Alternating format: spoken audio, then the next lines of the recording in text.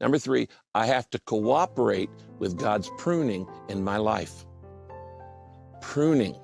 John 15, 1 and 2, Jesus says, I am the true vine and my Father is the gardener. He lops off every branch that doesn't produce and prunes those branches that bear fruit for even larger crops.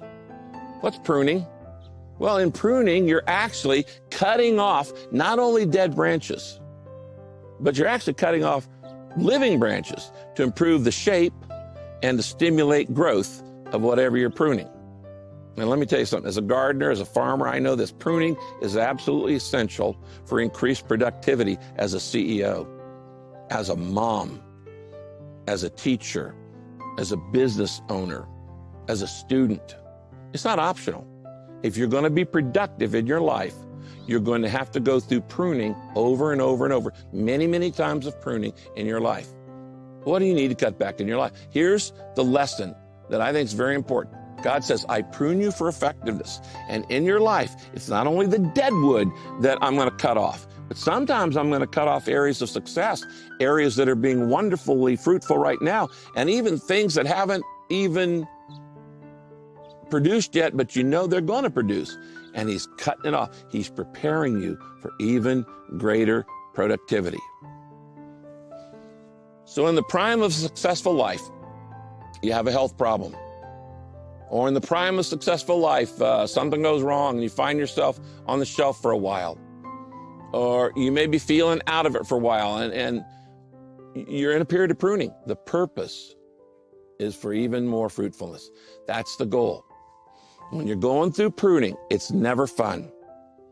When you're going through pruning, it's often confusing. But the key is to remember it's going to produce greater fruitfulness, greater productivity. There's a benefit to you. I can't imagine a plant saying back to me, you know, I thought you loved me. You're a loving gardener, and yet you're cutting me all off.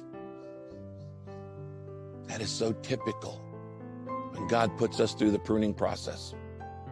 You say, don't you love me, God? Aren't you angry with me? Why are you setting me on the shelf like this? Why are you doing this to me? Why did you bring this health problem? Why did you bring this delay?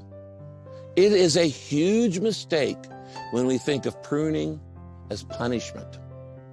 Don't ever confuse punishment with pruning. They're two very, very different things. Pruning is for the future. Punishment is for the past. God doesn't punish you because Jesus took all your punishment. Pruning is positive. Punishment is negative.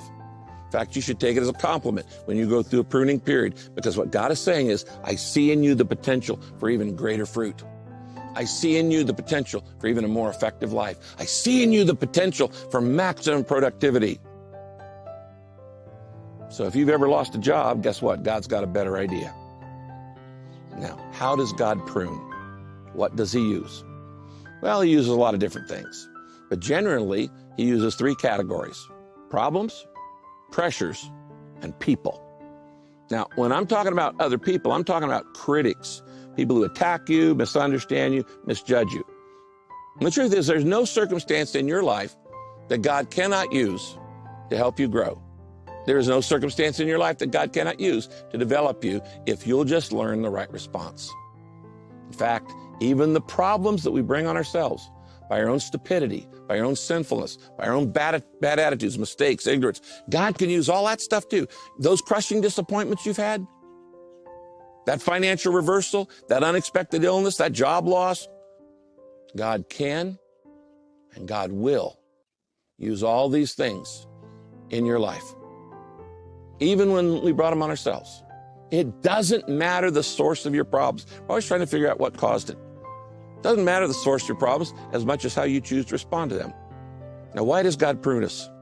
Hebrews 12:11. Look at this verse on your outline. No discipline seems pleasant for the time. It's painful. Later on, not now, later on, however, it produces a harvest of righteousness and peace for those who've been trained by it. Now, here's my question. Can God's pruning fail? Yes, it can. God's pruning in your life can fail if we don't cooperate with it.